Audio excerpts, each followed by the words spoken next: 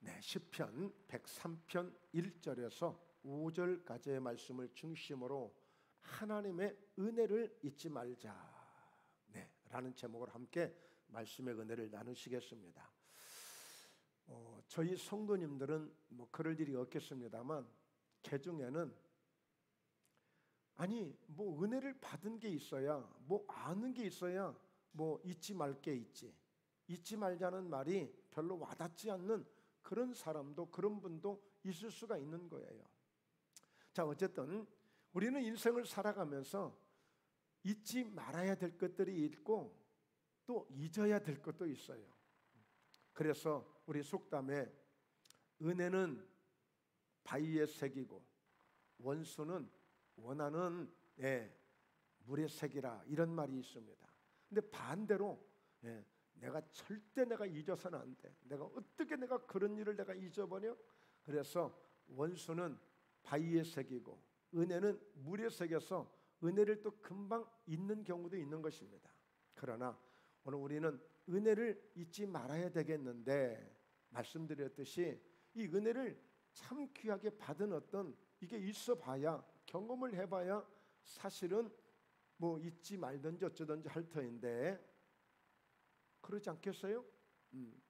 그러나 오늘 분명히 하나님의 은혜가 있습니다. 이 하나님의 은혜가 있어요. 우리가 살아가는 우리 인생 속에 정말 나름대로 소중한 것들이 많습니다만 하나님의 은혜만 제대로 되어져도 우리 인생이 그렇게 순탄할 수가 없어요. 그렇게 평탄할 수가 없어요. 그러므로 어찌하든지 우리는 이 하나님의 은혜를 받는 일에 집중하면서 이 은혜의 깊은 하나님의 의도를 우리가 잘 깨닫고 이해하는 것이 굉장히 중요합니다. 자, 그런 의미에서 첫째, 우리 말씀 한번 보죠. 우리는 이미 은택을 받았다는 것이에요. 왜요? 자, 은혜를 잊지 말라고 하는 것은 이미 은혜를 받았기 때문에. 지금 오늘 말씀의 주인공은 다윗입니다. 다윗은 은혜를 받아봤어요. 은혜가 뭔 줄 알아요. 그러니까 자기가 지금까지 하나의 목동이었지만, 들판에서 양을 치는 그런 소년에 불과했지만 어느덧 한 나라의 왕이 되어졌는데, 그것도 40년 동안이나 누리는 그런 왕이에요. 보통 왕이 아니에요. 다윗은 왕이 되어져서 많은 전쟁에서도 이겨보고 실패를 한 적이 없어요. 그리고 나라가 계속 확장이 되어지고 나라가 강건해지고 그런 아주 위대하고 훌륭한 그런 왕이 되어져요. 그래서 누구보다도 이 은혜를 다윗은 굉장히 중요하게 여기는 사람이에요. 자, 말씀을 한번 보시죠. 시편 103편 오늘 2절에 내 영혼아 여호와를 송축하며 그의 모든 은택을 잊지 말지어다. 그러니까 우리는 한 가지만 은혜를 제대로 받아도 사실 됩니다. 그런데 다윗은 모든 은택이라고 말할 정도를 보니까 은혜 받은 일이 한두 가지가 아니에요. 정말 다윗의 삶을 보면 그렇습니다. 생각해 보세요. 다윗의 형들이 3명이 군대에 가 있는데, 자, 그러고 보면 다윗은 8번째 막내예요. 막내거든요. 그러면 다윗이 몇 살이나 먹었겠어요? 어립니다. 아버지의 심부름을 받고 형에게 먹을 것, 말하자면 면회를 대신 갔다 오는 거예요. 아빠가 심부름을 시켜서. 그곳에 갔다가 누구를 만나냐면 골리앗을 보게 돼요. 골리앗을. 근데 가만히 보게 되니까 자기 형도 군인들이지만 자기 형을 비롯해서 수백 수천의 이 군인들이 골리앗이라고 하는 블레셋에서 쳐들어온 그 원수, 적군, 그 장군 하나를 어떻게 감당을 못해가지고 전부 머리를 쳐박고 고개를 내놓지를 못해요. 겁이 나서 무서워서. 그것도 아침 저녁으로 고래고래 소리를 지르고 나와 싸울 수 있는 사람이 있으면 나와보라고 하는데 어느 누구도 눈 하나 깜짝하지 않아요. 다윗이 이 광경을 본 거예요. 다윗은 소년이에요. 아주 장성한 청년도 아닙니다. 어린 나이에 다윗이에요. 그걸 보니 막 우라통이 터지는 거예요. 그래서 이 다윗은 어떻게 저럴 수가 있느냐? 그러다 마침 왕은 조건을 제시합니다. 누가 가서 저 골리앗과 싸워서 이긴다면 내 사위를 삼겠다. 내 딸이라도 주겠다. 많은 그리고 상을 주겠다. 그렇게까지 내놓는데도 누구 하나 나설 사람이 없는 거예요. 왜? 그도 그럴 것이 우리가 보통 어떤 큰 일을 만나고 어떤 큰 문제를 만나면 다윗과 골리앗의 싸움이다 이런 말들을 하잖아요. 이 골리앗은요 키가 3m에 가까워요. 여러분 보통 1m 80만 넘어도 야, 참 키 크다, 참 건강해 보인다 이렇게 이야기하거든요. 저도 70 중반이에요. 1m 74, 75 조금 올리면 75, 조금 낮추면 74 1m 80만 넘어도 굉장히 건장해 보이거든요. 그런데 3m에 가까운 사람이에요. 거기다 갑옷으로 둘둘 말고 있죠. 큰 창을 들고 있죠. 예, 뭐 보는 것만으로도 쫄려서 못 나가는 거예요. 그런데 골리앗이 결국에 그 골리앗을 이기지 않습니까? 다윗이 그러거든요. 결국에 이겨요. 그 길로 인해 가지고 다윗은 어떤 일이 있는지 한번 보세요. 자, 사무엘상 16장 11절 말씀 함께 같이 읽습니다. 또 사무엘이 이새에게 이르되 네 아들들이 다 여기 있느냐? 이새가 이르되 아직 막내가 남았는데 그는 양을 지키나이다. 사무엘이 이새에게 이르되 사람을 보내어 그를 데려오라. 그가 여기 오기까지는 우리가 식사 자리에 앉지 아니하겠노라. 자, 하나님은 사무엘이라는 선지자에게 백성들이 그때 지금까지 왕이 없었어요.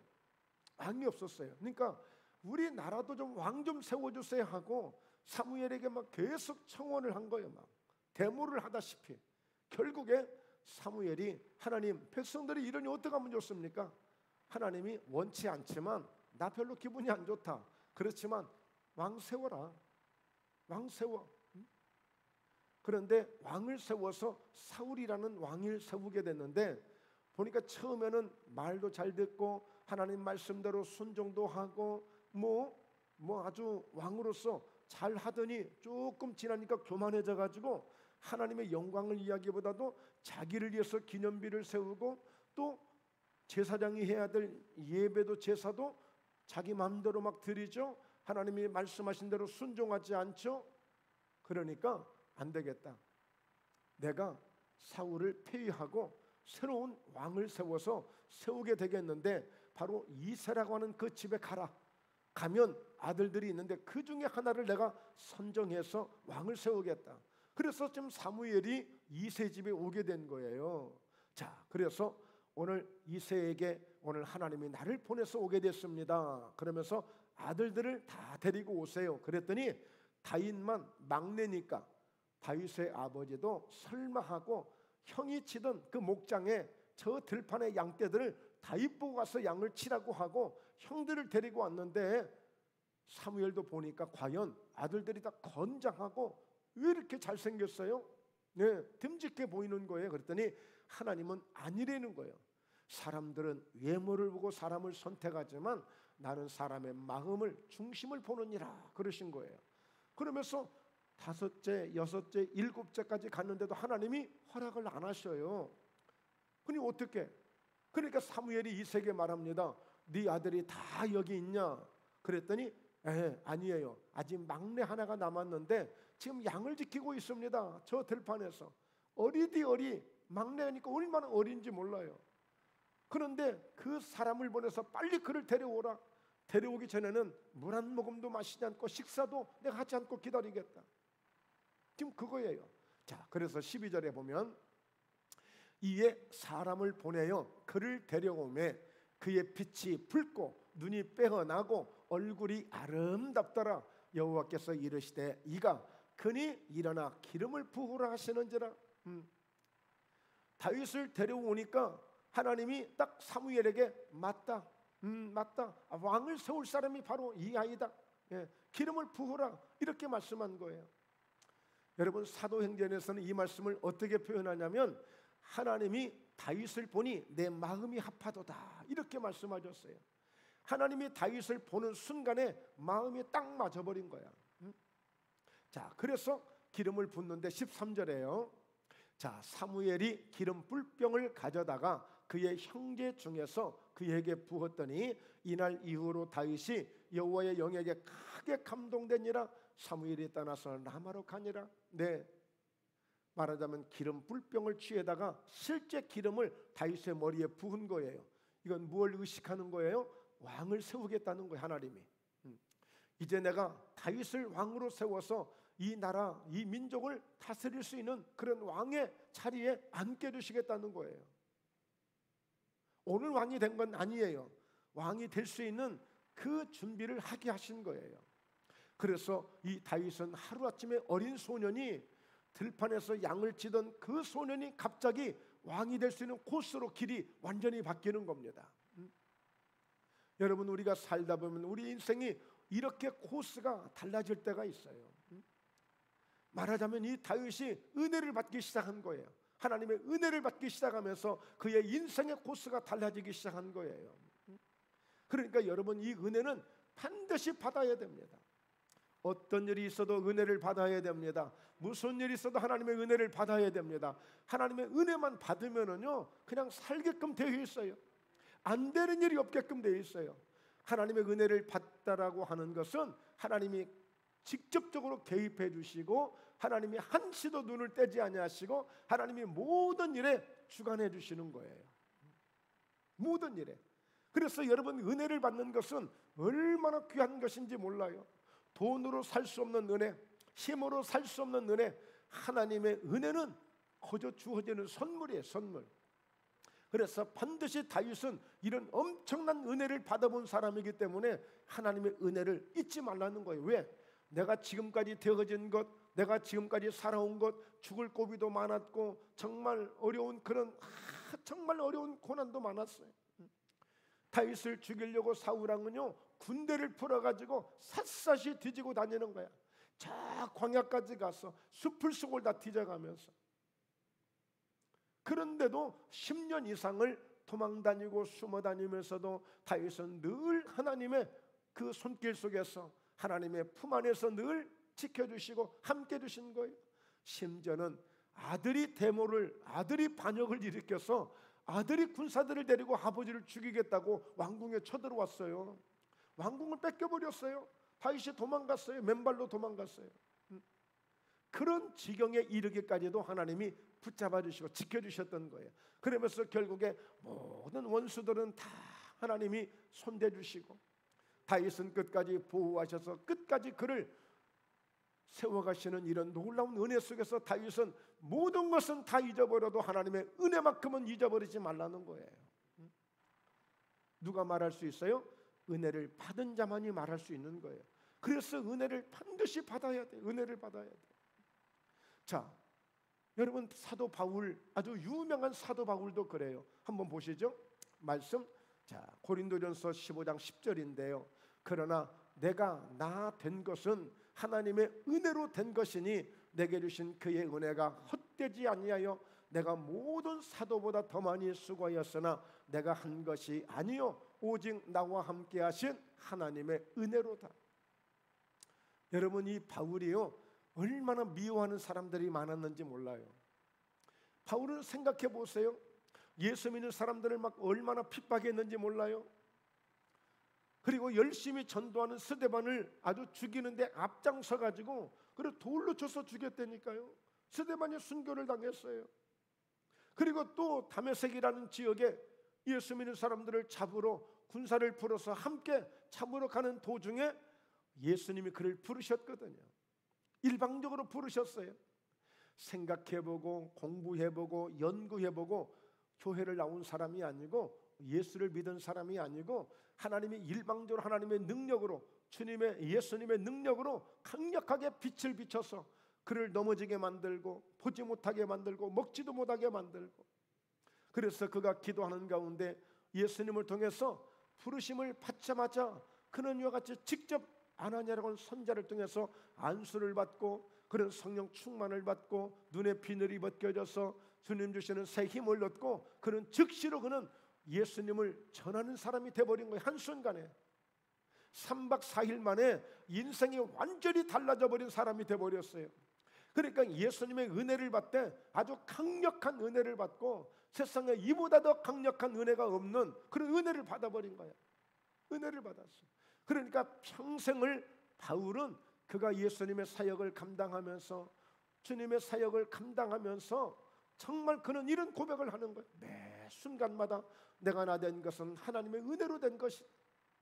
나는 공부도 많이 했고 세상에 공직에도 있어 봤지만 그래서 내가 이렇게 예수님의 은혜를 입은 것이 아니라 나는 죄인 중에 괴수요 폭행자요 비방자요 핍박자여서 아주 못된 짓만 골라서 했고 정말 말하자면 지옥 저 아랫목에 가야 될 내 인생인데 세상에 나 같은 사람을 이 하나님이 나를 부르셔서 이렇게 귀한 직분도 주시고 사명도 주셔서 나를 사도라는 감당할 수 없는 사도라는 직분까지 주셨으니 내가 누구보다도 더 많이 수고할 수밖에 없다는 거예요.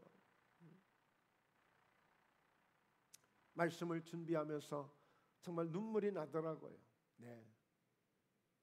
나 같은 것을 하나님이 이렇게 사랑하셔서 목포예담교회 가운데 인도해 주시고 보내 주셔서 하나님 그냥 감사의 기도가 저절로 나와요. 좋은 교회 주셔서 감사합니다. 좋은 성도님들 만나 계셔서 감사합니다. 하나님 이렇게 귀한 성전에서 예배할 수 있도록 이렇게 말씀을 전할 수 있는 이런 위치에까지 있게 하신 것을 감사합니다. 성도들을 위해서 늘 기도할 수 있는 이런 마음을 갖게 하신 것을 감사합니다. 돌이켜보니 하나님의 은혜가 아닌 게 없는 거예요. 우리는 자꾸만 뭐예요? 은혜를 받는 데 집중하고 은혜를 우리가 더 귀하게 여기는 이 마음을 가져야 되는데 은혜가 아닌 우리는 다른 것을 좀 보려고 하고 있는 거예요. 은혜를 받는데 집중해야 돼요. 은혜를 받는데. 오늘 분명히 성경은 하나님은 하나님의 은혜를 잊지 말라고 하셨는데 은혜를 받은 게 있어야 뭐 잊지를 말든지 하지. 자, 여러분 말씀 한 군데 더 봅니다.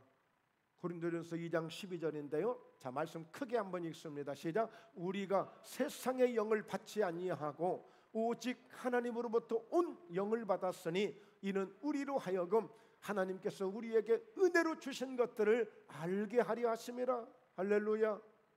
여러분 세상 사람들은 세상의 영을 받아 살고 있습니다. 오늘 또 세상의 영을 더 받기 위해서 절간을 찾고 무당을 찾고 세상 신을 찾아가지만 우리는 하나님께로부터 온 영을 받은 사람들이에요. 왜 그럴까요? 이는 하나님이 우리에게 은혜로 주신 것들이야. 은혜로 주신 것들이 있는데 이것을 알게 하려고 하시려고. 그러니까 하나님은 어떤 분이세요? 끊임없이 은혜를 주시는 분이세요. 은혜를 주시는 분. 그런데 은혜를 알지 못해. 왜 그럴까요? 하나님께로부터 온 영을 받아야 돼. 오늘 다윗의 시작도 언제부터 시작이 됐어요? 제대로 된 인생의 시작은 사무엘을 통하여 기름을 부었을 때 하나님의 영에게 크게 감동되니라. 하나님의 영의 성령의 은혜를 받아야 돼. 오늘 사도 바울도 부르심을 받았을 때에 아나니아 선지자에게 안수를 받을 때 성령으로 충만함의 은혜를 받은 거예요. 그러니까 여러분 우리는 하나님은 은혜를 주시는 분이신데 은혜를 줄 때 어떻게 주시느냐? 하나님께로부터 온 영을 받아야 돼요. 온 영을. 하나님께로부터 온 영을 받아야 돼요. 이사야서 32장 15절에 보면 위로부터 필경은 마침내 하나님의 성령을 성신을 하나님의 신을 부어주시느니 광야가 아름다운 밭이 된대. 그리고 그 광야는 아름다운 밭이 될 뿐더러 큰 산림을 숲을 이룰 정도로 되어진대. 한 나라를 회복하시는데도 하나님의 영을 부으실 때에 이런 엄청난 역사가 있는 거예요. 그러므로 오늘 또 우리는 이 예배를 들으시면서 아예 작정을 해야 돼. 작정을. 막 어쩌는지 은혜를 받으려고 막 사모해야 되고 막 저 말씀을 내가 막 받으려고 하고 내게 주신 말씀으로 빼앗기지 말고 어쩌는지 은혜를 받으시다. 은혜를 받는 일에 은혜를 받는 일은 다른 것 없어요. 그냥 내 마음을 비우고 그저 사모하는 마음으로 오늘도 하나님께로부터 온 은혜 받기를 소망합니다. 사모합니다. 할렐루야. 그런 은혜를 가지고 나아가야 돼. 그런 은혜를 가지고. 그래서 오늘 우리 모두가 함께 어떠한 일이 있어도 오늘 반드시 은혜 받는 역사가 있어야 될 것입니다. 여러분 생각해 보세요. 다윗 같은 경우에 누군가 나를 알아주는 것만으로도, 누군가 나를 인정해 주는 것만으로도 너무너무 감사할 것 아니겠습니까? 그런데 세상에 부르시자마자 왕이 될 수 있는 그런 기름을 부어주시는 이런 은혜를 입었으니 정말 감당할 수 없는 은혜를 받게 된 거죠. 오늘 바라기는, 오늘 이 예배를 통해서 우리 사랑하는 성도님들 모두가 정말 하나님이 나를 사랑하셔서 오늘 또 은혜를 주심을 오늘 믿고 그 은혜를 꼭 붙잡고 가실 수 있는 역사가 있기를 주의 이름으로 축원합니다. 두 번째요, 우리 모두는 이미 은혜를 다 받은 사람들이에요. 사실 이걸 알아야 되는데 아직도 나는 아무것도 받지 못한 것처럼, 그래서 우리는 꼭 어떤 축복을 받아야 되고, 막 죽을 병에서 고침을 받아야 되고, 어떤 큰 문제가 해결돼야 되고, 이래야 은혜를 받았다고 생각하는데, 하나님이 가장 중요하게 여기시는 은혜는 뭐냐? 바로 이 은혜로부터 출발하는 거예요. 이 은혜로부터. 자, 한번 볼까요? 자, 에베소서 2장 1절인데요. 그는 허물과 죄로 죽었던 너희를 살리셨도다 그래요. 이게 우리의 모습들이었어요. 우리 인류에게 처해진, 모든 인간에게 처해진 바로 모든 것의 모습이었어요. 그러니까 예수님을 만나기 전, 하나님을 알기 전 은혜 자체를 전혀 몰랐던 그 우리의 인생들, 바로 예수님을 만나면서 딱 주어지는 말씀이 어떤 말씀이라고요? 허물과 죄로 죽었던 너희를 살리셨도다. 그러니까 이미 저와 여러분들은 죽어있던 사람들, 바로 영적으로 볼 때 이미 죽어있던 사람들이었어요. 죽어있던 사람들. 허물과 죄가 뭡니까? 허물이라는 것은 보통 우리의 이렇게 말하자면 가죽, 피부, 이걸 벗겨질 때 허물을 벗긴다 이런 얘기를 하잖아요. 그런데 허물이라는 것은 좀 부족한 것, 좀 어떤 흠, 좀 이렇게 미비한 것들, 이걸 허물이라고 그래요. 죄는 하나의, 허물이라는 것도 하나의 죄로 여기기도 합니다만, 이 허물과 죄, 뭔가 부족했어요. 뭔가 좀 미비했어요. 뭔가 좀 그랬어요. 자, 그랬던 우리를 살리셨다는 거예요. 자, 한번 볼까요? 말씀 요한복음 3장 18절인데요.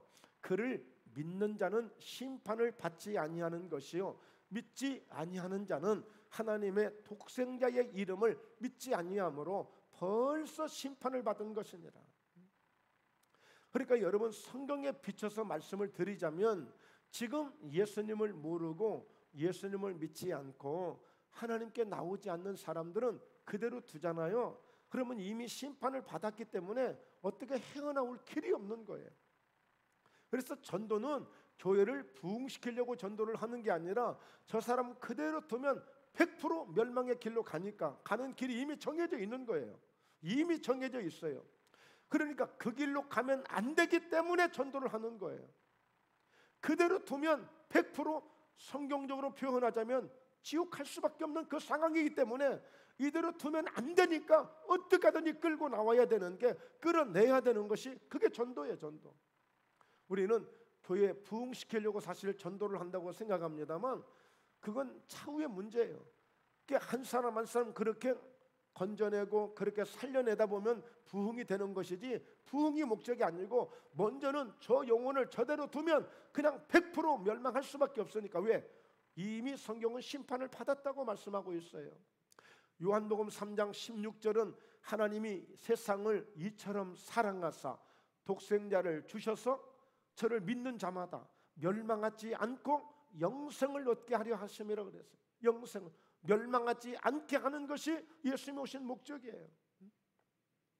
그래서 오늘 죽었다는 것이 어떤 무엇이 증거를 해주느냐? 죽어있던 영혼들이라는 것, 이미 죽었던 너희를 살리셨다고 했는데, 바로 죽었다라고 할 수 있는 것이 무엇이냐? 어떻게 살아가는 사람들을 보고 우리는 영적으로 죽었다고 볼 수 있느냐? 자, 한번 보죠. 2절. 그때 너희는 그 가운데서 행하여 이 세상 풍조를 따르고 공중의 권세 잡은 자를 따르고 곧 지금 불순종의 아들들 가운데서 역사하는 영이라. 여기에 포함되어 있는 사람들은 영적으로 보면 지금 우리가 살아있다라고 볼 수 없는 거예요. 여러분, 아담과 하와가 에덴 동산 하나님이 직접 지은 사람이에요. 그런데 에덴 동산에서 쫓겨났거든요. 하나님과 끊어진 거예요. 단절된 거예요. 그 얘기는 뭐예요? 이제 하나님 안에서 그 생명을 뺏긴 거예요. 영원히 살 수 있는 그 생명을 뺏겨버린 거예요. 그러니까 살아있다 하나 죽은 거예요. 요한계시록에 사대교회라는 교회가 있는데 이름은 살아있는 이름인데 실상을 보니까 교회가 죽어있는 거예요. 살았다 하는 이름은 가졌으나 이미 죽은 것이로다. 그러니까 여러분, 영적으로 죽은 사람들은 뭘 어떻게 살아간다고요? 세상의 풍조를 따라가며 살아요. 공중의 권세 잡은 자를 따라요.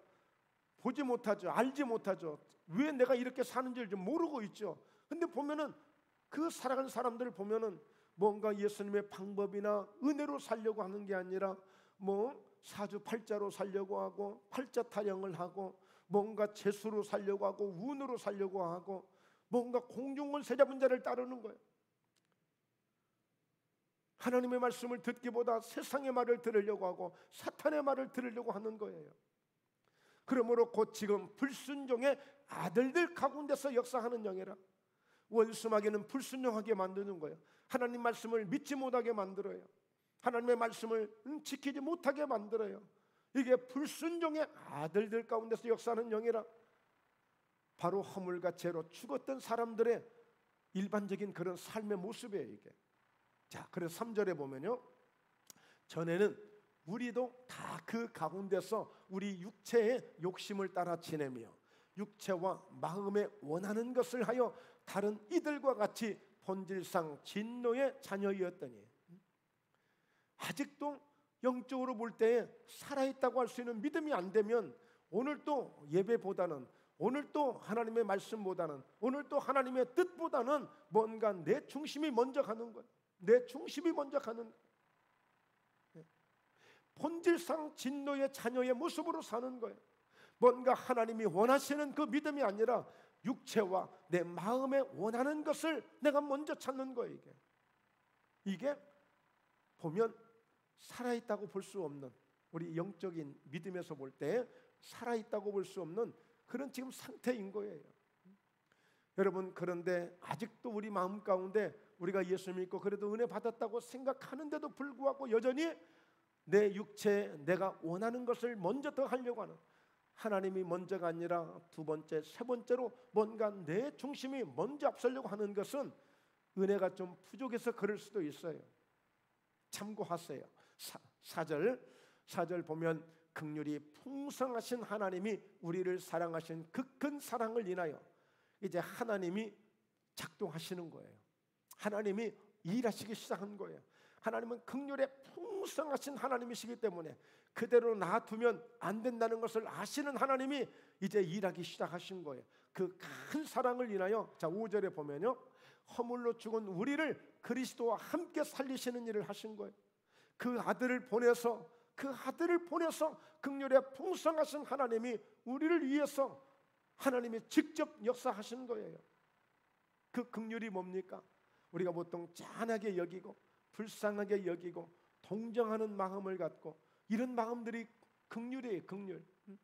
어떠세요? 옆에 있는 권사님이나 성도님이나 누군가를 볼 때 왜 그런 마음이 들잖아요. 야, 참 힘드시겠다. 정말 참 어렵겠다. 이런 긍휼의 마음을 갖는 것, 이건 우리 예수 믿는 사람들이 기본적으로 갖는 마음인데 이건 하나님의 마음이에요. 하나님의 마음. 그래서 마태복음 5장에서도 긍휼히 여기는 자가 복이 있나니 저는 긍휼히 여김을 받을 것이. 나도 누군가를 긍휼히 여기는 그런 마음을 가질 때 하나님이 나에게 그런 긍휼하신 그 마음을, 은혜를 더해 주시는 줄로 믿습니다. 그래서 저는 최고의 무기가 뭐냐? 하나님, 저 불쌍히 여겨주세요. 예, 그게 최고의 무기야. 하나님 긍휼에 풍성하신 하나님이시니까. 그 이전에 4절에 보면 긍휼이 풍성하신 하나님이시라고 그랬잖아요. 그러니까 하나님, 저 긍휼히 여겨주세요. 불쌍히 여겨주세요. 그 말이에요, 그 말. 여러분, 정말 하나님의 긍휼히 여겨주시면 어떻게 된다고요? 허물과 죄로 죽었던 사람을 살리신다니까요. 저는 그래서요, 누구에게 상담을 하거나 누구와 대화를 하거나 어떤 문제 해결을 위해서 말할 때마다 하나님 안에서 죽은 자도 살려내신 문제가 해결이 있다. 죽을 문제도 해결될 수 있다. 무슨 문제가 해결되지 않겠느냐? 예수 믿으면서도 그 사실을 믿지 아니에요. 왜? 아직도 은혜가 부족하니까 자기 육체 마음에 원하는 것을 한번 내치르면 그냥 그걸로 가는 거야. 긍휼에 풍성하신 하나님은 이미 허물과 죄로 죽었던 우리를 살려내신다니까요. 하는 모습을 보면, 하는 행동을 보면 냅두고 싶잖아요. 그래, 죽든지 말든지 고생하든지 말든지. 그런데 그걸 보고 못 참는 거야. 왜? 긍휼이 풍성하신 하나님이시니까. 그냥 너무너무 동정이 가고 긍휼히 여겨지고 불쌍하고 짠하고. 자, 그래서 5절, 자, 너희는 은혜로 구원을 받은 것이라. 그러니까 우리가 구원받은 것이 하나님이 이런 긍휼의 풍성하신 사랑으로 은혜로 우리를 구원해 주신 거예요. 그러므로 어때요? 이미 우리는 은혜를 다 받은 경험이 있는 사람들이라니까. 나 은혜 받은 게 없는데 이 사람은 분명히 구원의 확신이 아직 없는 사람이에요. 구원의 확신이 있다면, 나 예수 믿음으로 나 이제 천국 갈 수 있다는 믿음을 가졌다면 그분은 이미 은혜를 받고 계신 거예요. 지금 은혜를 받으신 거라고요. 자, 그래서 6절, 또 함께 일으키사 그리스도 예수 안에서 함께 하늘에 앉히시니, 함께 하늘에 앉히시니. 7절에 이는 그리스도 예수 안에서 우리에게 자비하심으로써 그 은혜의 지극히 풍성함을 오는 여러 세대에 나타내려 하심이라. 우리뿐이 아니라 앞으로도 계속 여러 세대에 계속 주님은 이 긍휼의 풍성하심을 계속 나타내 주실 거예요. 예수와 함께 우리를 구원하셨다고. 이것은 은혜로 구원받게 된 것이라고. 네 노력으로 된 게 아니야. 네 열심으로 된 게 아니야. 네 똑똑함으로 된 게 아니야. 너 너무 불쌍해서 된 게 아니고 단지 하나님의 오직 긍휼의 풍성하신 그 사랑으로 너희가 구원을 받았다는 것을 지금 말씀해 주고 있는 거예요. 마지막 8절을 보면요, 너희는 그 은혜에 의하여 믿음으로 말미암아 구원을 받았으니 이것은 너희에게서 난 것이 아니요 하나님의 선물이라 그랬습니다. 자, 그러니까 은혜를 잘 이해하세요. 은혜의 정의를 잘 여러분이 이해하시라고요. 이 은혜가 뭐예요? 허물과 죄로 죽었던 너희를 결국에 하나님의 아들 예수 그리스도를 통해서 살려내시기까지 하셔서 마침내 구원을, 모든 죄를 사해 주시고 구원을 주시고 하늘에 앉히시기까지 그를 세워가는 모든 이 가정 전체가 이게 은혜라는 거예요. 이걸 사람이 한다고 생각하면 할 수 없는 일이에요. 어떤 조건을, 굉장한 조건을 내걸고 그 조건을 완수하고 이수해야 이게 구원이 완성된다면 그 과정은 누구도 힘든 거야. 그런데 우리는 어쩌다가 전도를 받고 말씀을 듣고 예수님을 믿고 구원받게 돼서 정말 내가 이게 구원 받았나 할 정도로, 너무 간단하게 너무 쉽게 어쩔 때 보면 우리가 이 구원을 받은 거예요. 이게 하나님의 은혜라는 거예요. 은혜. 이게 하나님의 은혜라는 거예요. 자, 그래서 말씀 넘겨보면요, 누가복음 19장 10절에 인자가 온 것은 잃어버린 자를 찾아 구원하려 함이니라. 그러니까 예수님의 이 땅에 오신 목적 중에 하나가 어떻게 하든지 잃어버린 자를 찾아서 구원하려고 하셔요. 잃어버린 자가 누구겠습니까? 분명히 있었는데 잃어버린 거야. 분명히 있었는데, 분명히 내 아들로 살았는데 그 아들을 잃어버린 거야. 분명히 내 친구로 살았는데 그 친구를 잃어버린 거야. 보니까 뭐예요? 예수 안에 들어온 사람들 다 같은 형제요 자매라고 말씀하고 있는데 이 대열에 들어오지 못한다가 하나님이 주님 보실 때는 잃어버린 자를 좀 보고 있는 거예요. 잃어버린 자. 뻔히 이 세상에 분명히 생명의 가치를 가지고 태어났는데 그 생명을 가진 자가 주님 안에 들어오지 못했으니 잃어버린 자, 잃어버린 자. 자, 그래서 이어서요, 마태복음 9장 12절, 예수께서 들으시고 이르시되, 자, 함께 같이 읽어요. 건강한 자에게는 의사가 쓸데없고 병든 자에게라야 쓸데있느니라. 여러분, 목포에 있는 모든 시민들 23만 명이 다 건강하면 한국 병원부터 전부 지금 병원 부도날 판이야 지금. 그렇죠? 예. 많은 분들이 질병 때문에 병원을 찾아가니까 병원이 유지가 되는 거예요. 건강한 자들에게는 의원이 쓸데없는 거예요. 병원이 쓸데없는 거예요. 병든 자해결에 쓸데있는 자는, 자, 그렇다면 13절에 어떤 말씀을 주시려고 그럴까요? 너희는 가서 내가 긍휼을 원하고 제사를 원하지 아니하노라 하신 뜻이 무엇인지 배우라. 나는 의인을 부르러 온 것이 아니요 죄인을 부르러 왔노라 하시니라.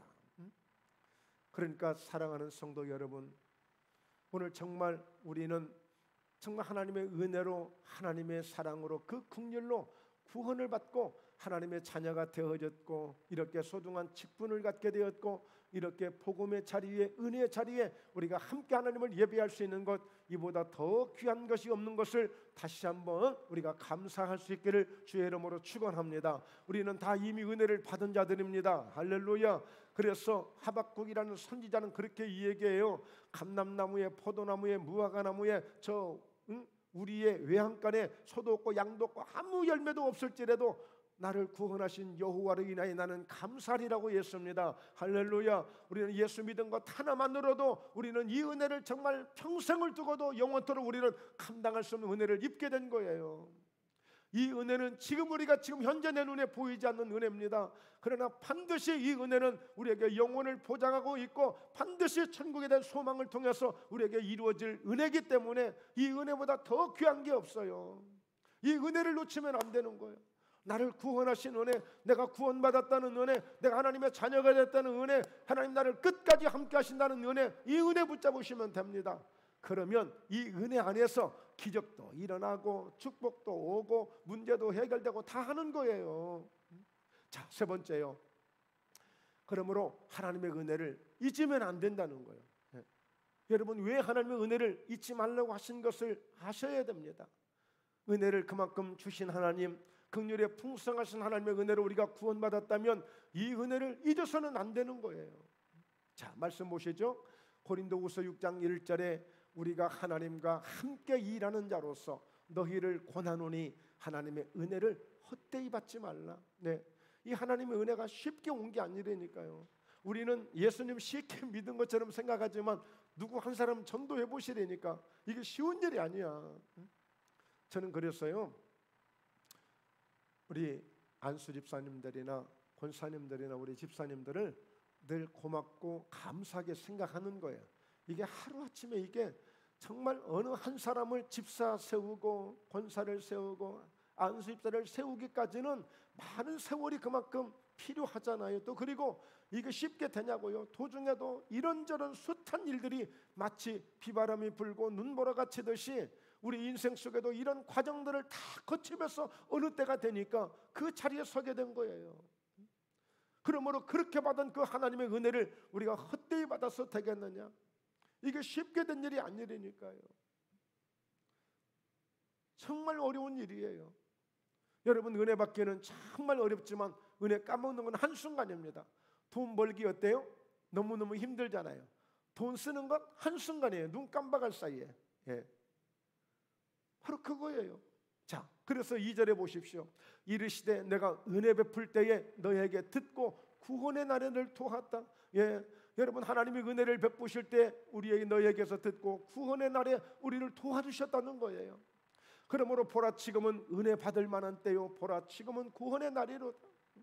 우리는 항상 오늘도 내일도 항상 은혜 받을 때가 되어야 되는 줄로 믿습니다. 구원의 날을 날마다 감격하며 누려야 될 줄로 믿습니다. 이 은혜를 놓치면 안 되는 거예요. 이걸 잊어서는 안 돼. 헛되이 받지 말라는 거예요. 여러분의 보세요. 자녀들 정말 학교를 보내고 또 장가를 보내고 시집 보내고 그렇게까지 다 키웠는데 나중에 본체만 채하고 엄마 아빠 나 장가 갔으니까 나 시집 갔으니까 이제 엄마 아빠 알아서 사세요 하고, 만약에 그럴 자녀 없으니까 제가 이런 얘기를 합니다만, 만약에 그렇다면 그게 얼마나 헛되고 헛된 일이고 얼마나 속상하고 분한 일이겠습니까? 자, 한 번 더 넘겨보시면요, 누가복음 17장 12절에 한 마을에 들어가시니 납병한 자 10명이 예수를 만나 멀리 서서, 여러분 병도 이런저런 우리 질병들이 있잖아요.